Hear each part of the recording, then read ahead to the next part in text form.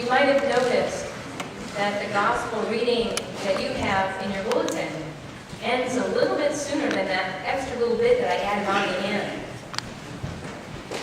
I did that intentionally because actually the author of Mark does end it right there. So they went out and fled the tomb, where terror and amazement had seized them, and they said nothing to anyone, for they were afraid. That's where the gospel really ends. But sometime around the 3rd century, a monk somewhere transcribing these words wasn't very satisfied that that would be the ending. Having been told that they were supposed to go out and proclaim the news of Christ's resurrection to all the world, it didn't seem satisfactory of an ending to simply go out and tell no one anything. So this monk kind of added this little ending that the women went and sort of mentioned it to some friends of Peter's, and Peter picked it up and ran with it. Now, there are different strains in the Christian tradition that have existed since the 1st century, and this is one of many strains of tradition that we have around these stories. In all of them, though, Christ as a resurrected being is first revealed to these women who have come to anoint his body. And the message that they are given is, he's not here. His tomb is empty because he has risen. In the cultural context in which the story emerges, there were symbols that were already very much in play in the religious traditions of ancient Mesopotamia and in Egypt.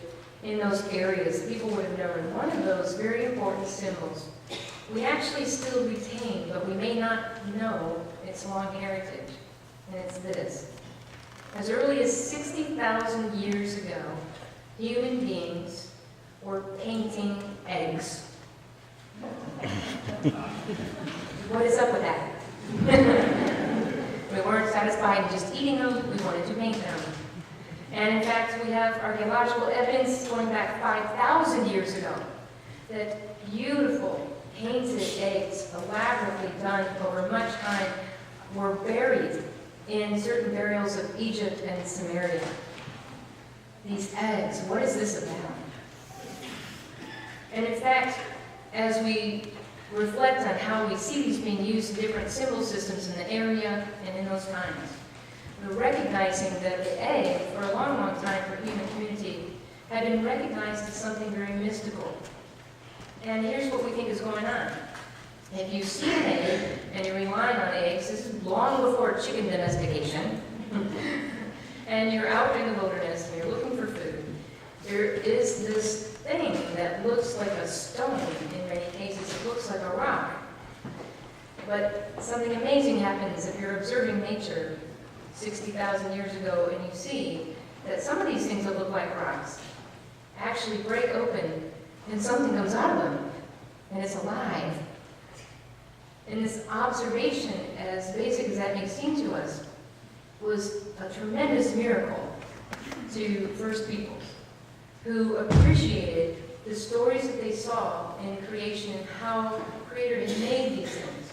And whatever their specific belief systems, gods and goddesses, deities, this remained a core symbol in so many traditions. This egg, this idea that from what was apparently something that was dead, life comes forth. And so the Christian tradition also assimilated this early symbol and said, yes, in fact, just like the tomb, which looked like a rock, which looked like only dead things were there, it is in the breaking open of that tomb that life has come forward from what we thought was dead. And so for the early Christians, the egg became exactly that same kind of symbol. This idea that just when we thought in the place that there was no life, life comes forward and it's miraculous. And there are many ways in which Jesus, I think, applies this metaphor himself.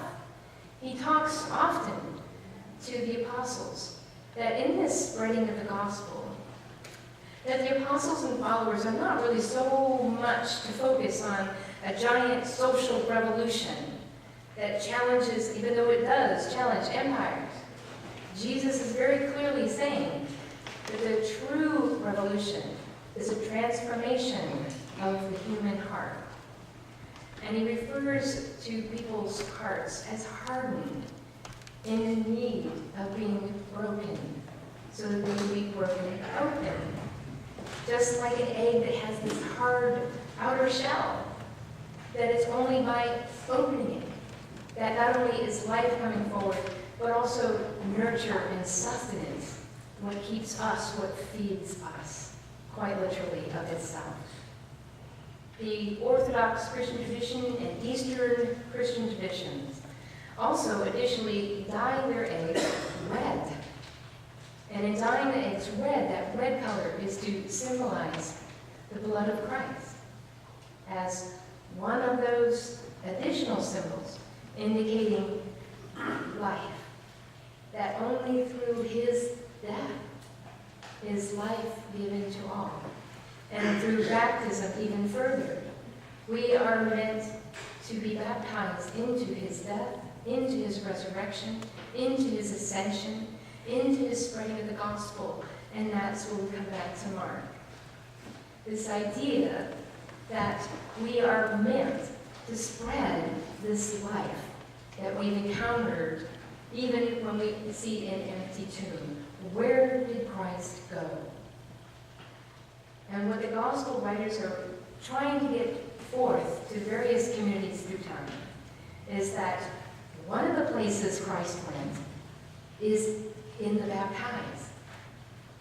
That we have participated choicefully through baptism to be alive in the Spirit of Christ, to continue to work in all the ways in our life to soften and break open our own hearts, to be part of what is transformed by the knowledge and love and encounter with Christ, the risen Christ. And throughout Lent in this community, people reflected on those things in our life which we were experiencing personally as being death-dealing to us, whether it was behavior patterns or depression or worry or anything that we felt that we needed to name was keeping us from the fullness of life. Sometimes those are the wrong relationships, sometimes those are the wrong attitudes, and the wrong ways of being and doing, or the wrong ways of thinking.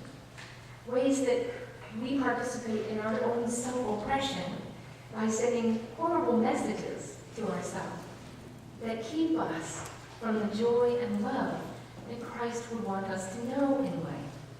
And leaving those things behind, those are tomb things, dead things, that keep us more like spiritual zombies, ever looking for life, when in somebody's brains, for goodness sake. When actually, we're meant to understand that we need to engage those things in life, which change ourselves enough so that we can experience joy. We can break out of our old ways of being that keep us tethered into ways of dying. That we need to break forth into the world and take that good news once we've encountered our own transformation. By having dealt with our own sorrows, our own grief, our own bonds, our own hardness. That only by breaking open that hard shell that we've so carefully, defensively created for ourselves, to protect ourselves. And Christ says, oh, forget that. You break that right open right now. Because I have risen, and you will be alive in me. You will. And my commandment is that you break open that heart so that you will love one another. It's the commandment from Maundy, Thursday. It's not a polite request. Love one another. In this sacred mystery, eggs that we will gather today, our children today, representing the newness of life in the human community, in our community.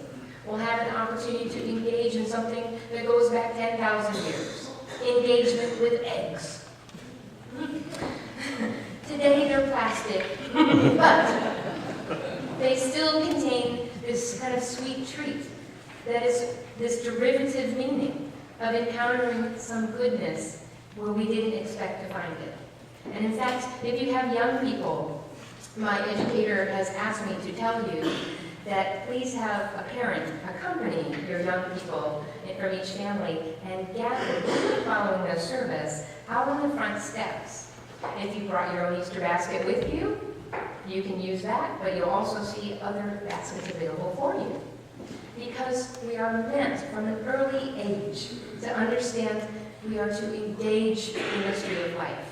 And that at Easter especially, we have gone through in Lent and in Holy Week a very solemn time. But resurrection and Easter is about joy and play and breaking open and away any bounds and bonds that keep us from doing that, and enjoying the life that God has given us and living it fully and being resurrected and being baptized in that resurrection and being filled with the Spirit, and for gosh sakes loving one another and be the good news. Christ is risen. Hallelujah.